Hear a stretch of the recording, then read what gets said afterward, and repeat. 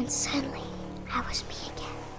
I held my breath for a long time, but I couldn't hear anything. I think it's waiting for me to fall asleep. But it's not going to wait much longer. It needs to feed, and we both know I will be delicious.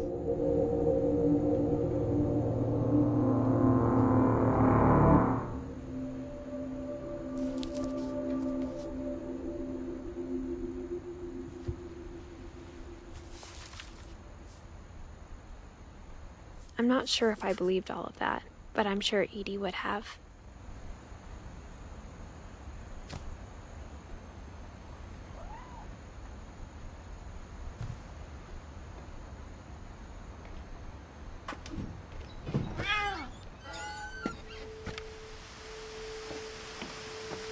This will be obvious later, but my mom never told me any of these stories. Edie would have, but Mom didn't like bringing up the past. Though, when we adopted a stray kitten, she was the one who named it Molly.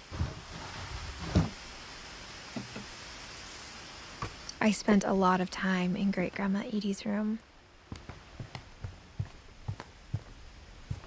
Edie gave a big interview about a mole man living under the Finch house. My mom was furious. I hadn't thought of myself as Edith Jr. for a long time. One summer, they evacuated the island, but Edie refused to go. For a few weeks, she was a celebrity. When Edie told people Sven was killed by a dragon, she could also have said he was building a dragon-shaped slide that collapsed. She could have, but she didn't.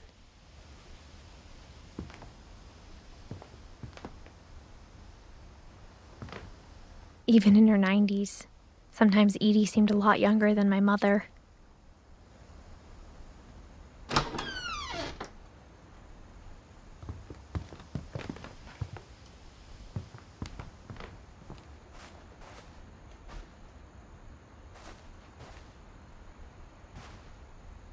The only trace Grandpa Sam's first wife, Kay, left on the house was the pink bathroom. It was a pretty big trace.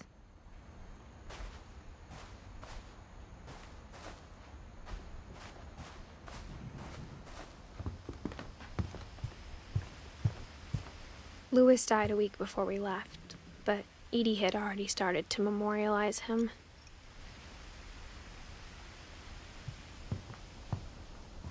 Her room was like a museum. For 500 years, the Finches have been famous throughout Norway for their fortune and misfortune. Odin Finch buries the latest victims of the family curse, his wife Ingeborg and their newborn son, Johan. On January 7th, 1937, he set sail with his family and his house, hoping to leave the curse behind. But 40-foot waves off the coast of Washington send the house and Odin to the bottom of the sea.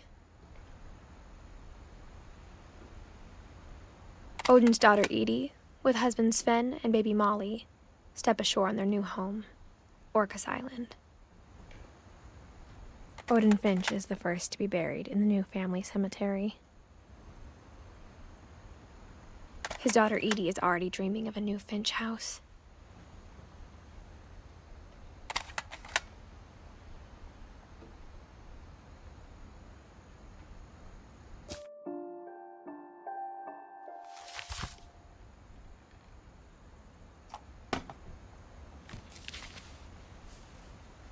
Whatever's wrong with this family, it goes back a long ways.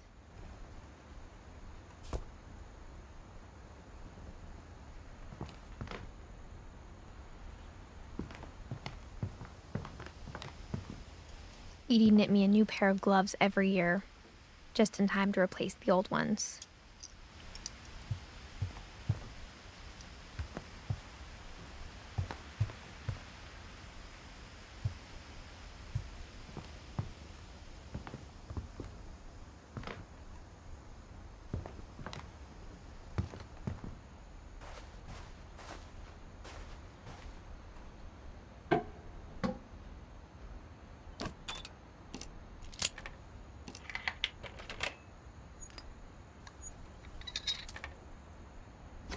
There's a secret in this bathroom. It's in the last place you would look. It isn't in the cupboard. It's hidden in this book.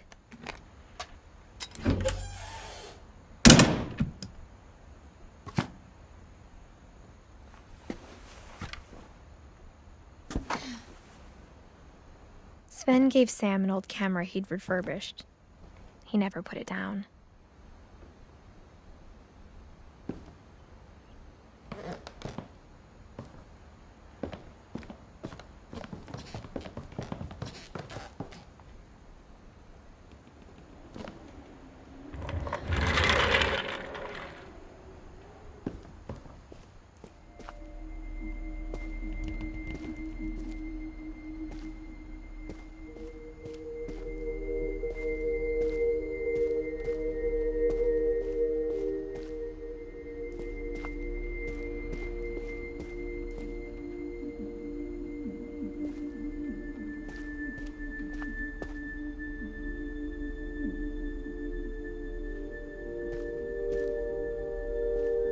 I knew Grandpa Sam had a twin,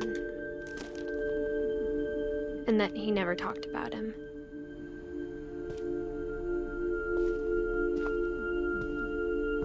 I guess my grandpa didn't like history any more than my mom did.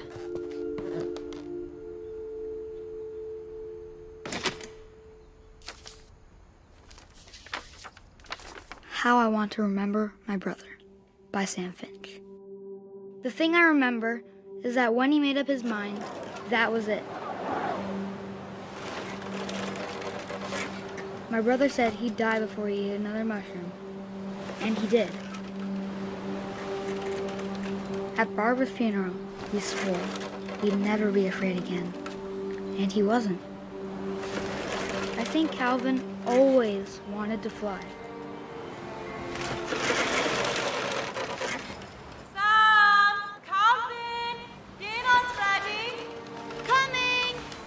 But that day, he finally made up his mind to do it.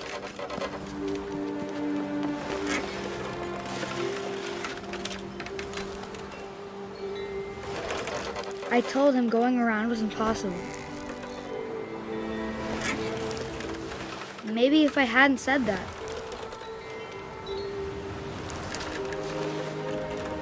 Calvin, I'm not gonna tell you again. Maybe if the wind hadn't picked up, then maybe he'd still be here. But I doubt it. I think he'd already made up his mind. That's what I want to remember about my brother.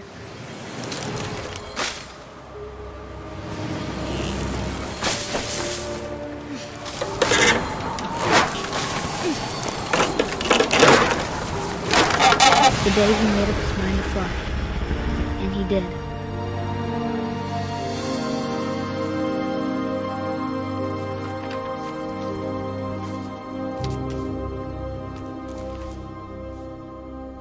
Calvin's story felt strangely familiar. When I was younger, I remember trying to do the exact same thing.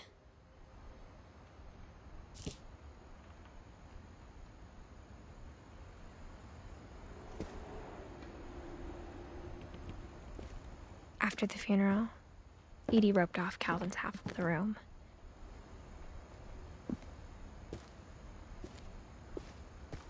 Mom said Grandpa Sam enlisted at 18 and never set foot in the room again.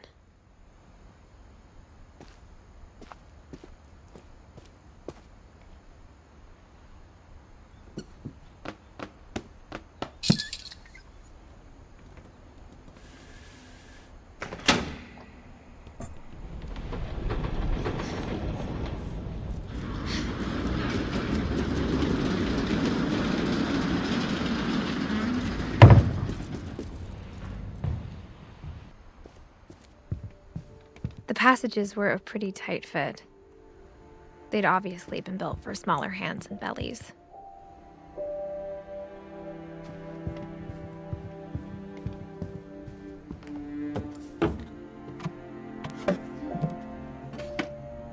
Growing up, I always thought of Barbara as a child star,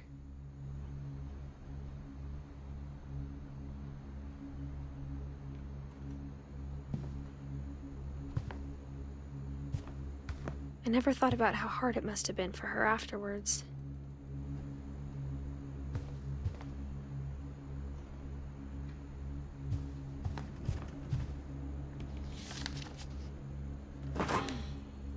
Of all the stories people wrote about Barbara's death, I'm surprised Edie saved this one.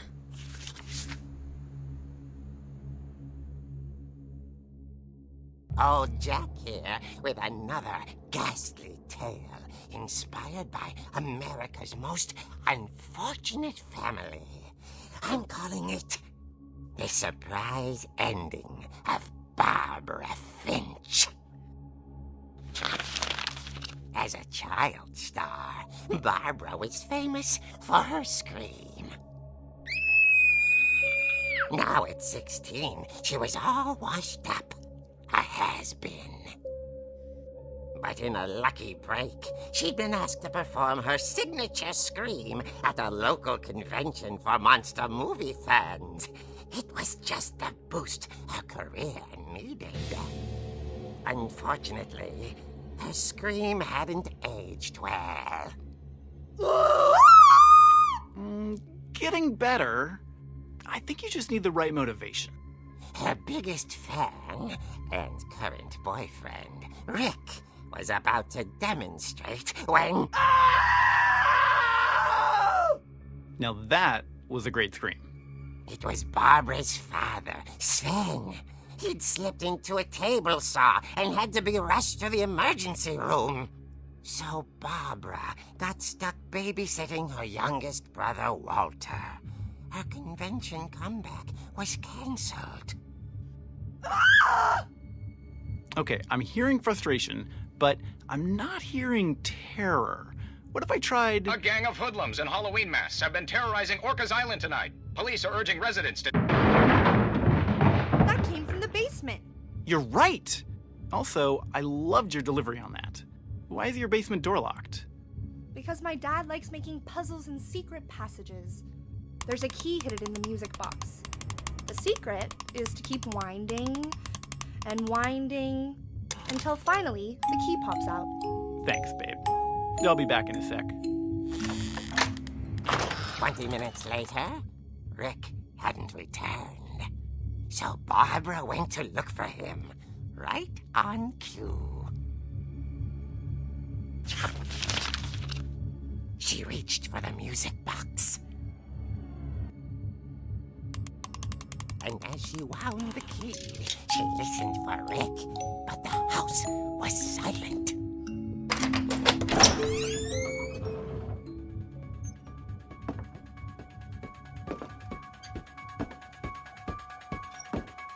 She found Rick's crutch and imagined the worst.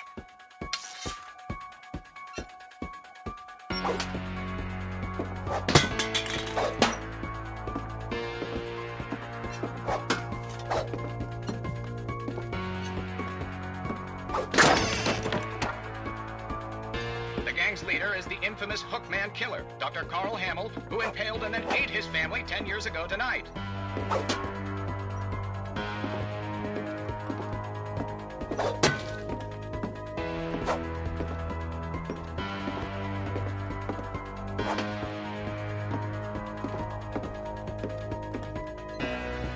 The old fridge rattled and grew still.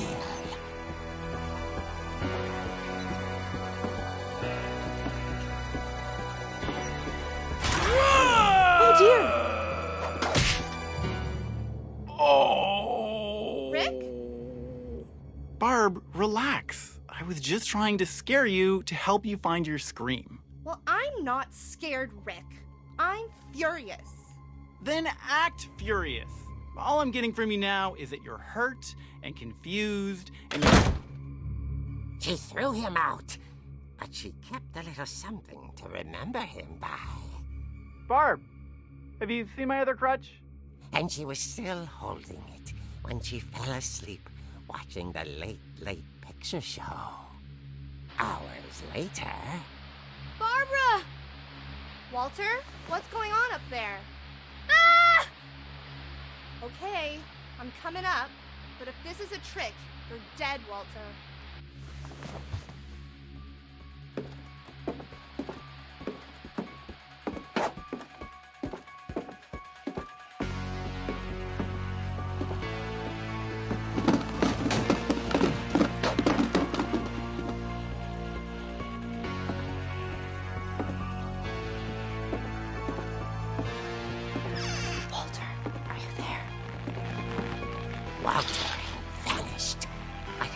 lights and radio was still on. Orcas Island police describe the man as 6 feet tall, with a steel hook for a hand. Residents are urged to lock all doors and windows and notify the police of any suspicious activity. Barbara turned, saw the hook man, and was speechless. He was quite smashing.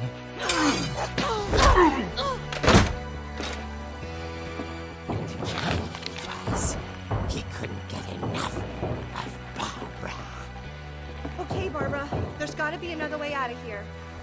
That night, she played her part beautifully.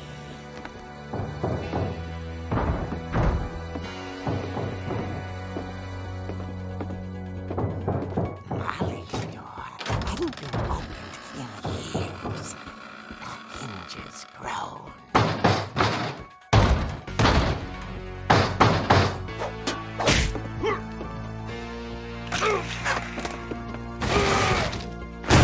He wasn't moving, but she sensed the story might not be over yet.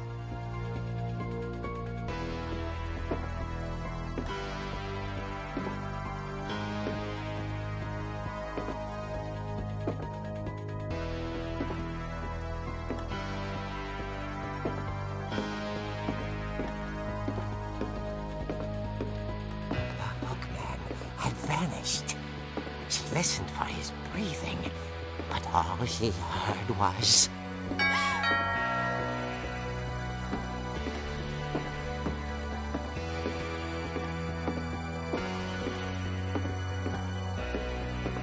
At the door, she heard whispering. It was coming from inside the house.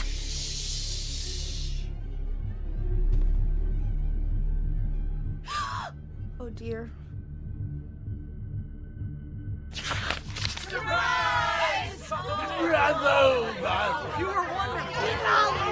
monsters had come to surprise her. For Barbara, it was a dream come true.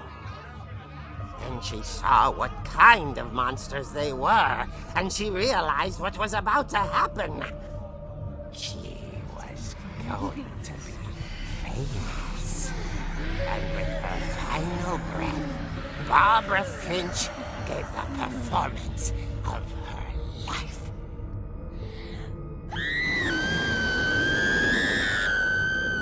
I wasn't there myself, but I hear Barbara was magnificent. Poor girl. She had a taste for stardom. But unfortunately, so did her fans. Of course, the police blamed it all on poor Rick, who disappeared the same night. And little Walter? Hiding under his bed the whole time. He took it all pretty hard, but that's another story. As for Barbara, tucked inside the music box was all they ever found of her. Her ear. Now that's what I call a real eerie tale.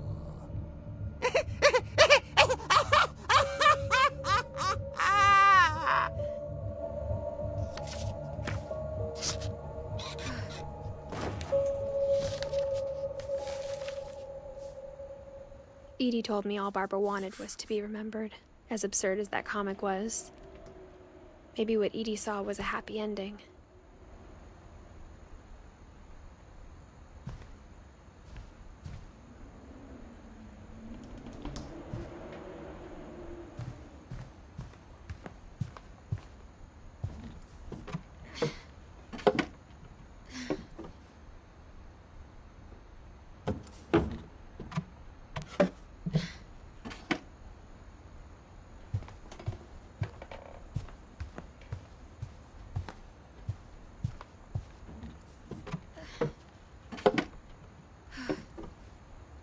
I guess now I know why Mom didn't like me playing with the music box.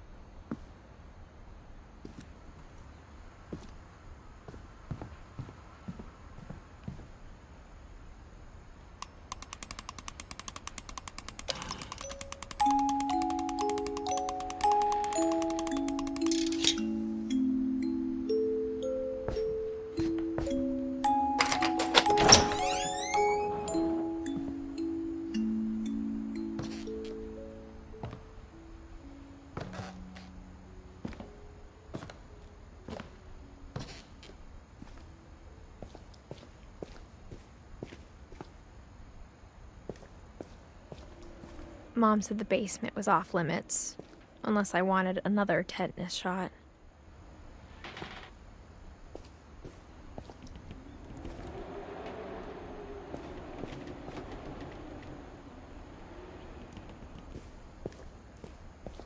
I saw Edie sneak down to the basement once, carrying packages.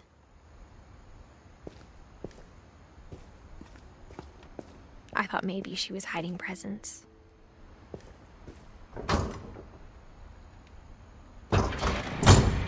It turned out she was hiding a lot more than that.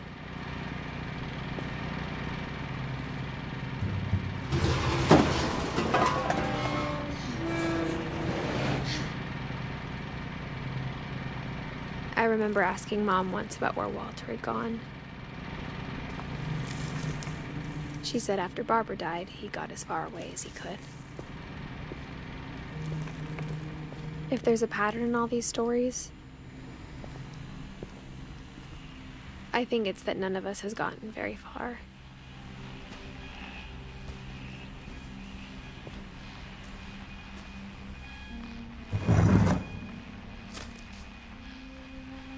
Goodbye, everyone.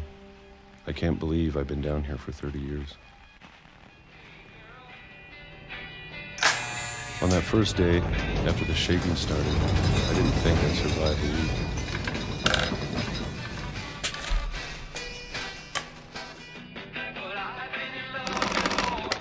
But after a few days, I settled into a routine. That's what kept me sane. Having a schedule, living for today. I always expected to be dead tomorrow. But if you wait long enough, you get used to anything.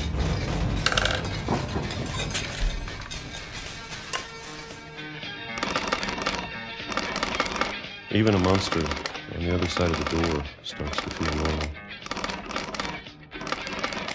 Almost friendly.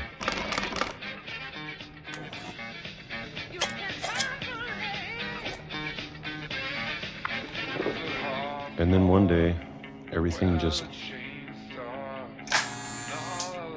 stopped. Whatever that thing was, it was gone. Maybe it got tired of waiting. Or maybe I just got tired of being afraid.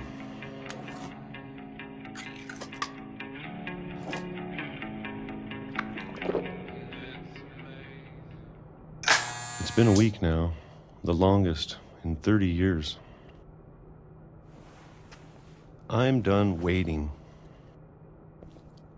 I have to leave while I still can.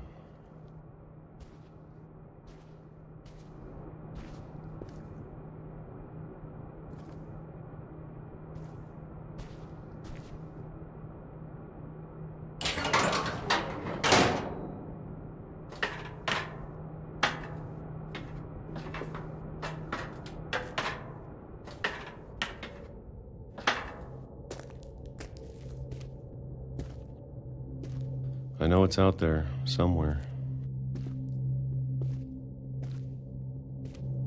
Whatever killed Barbara and Molly and Calvin. Maybe this is all a mistake. But I need to stop living the same day. Even if it kills me.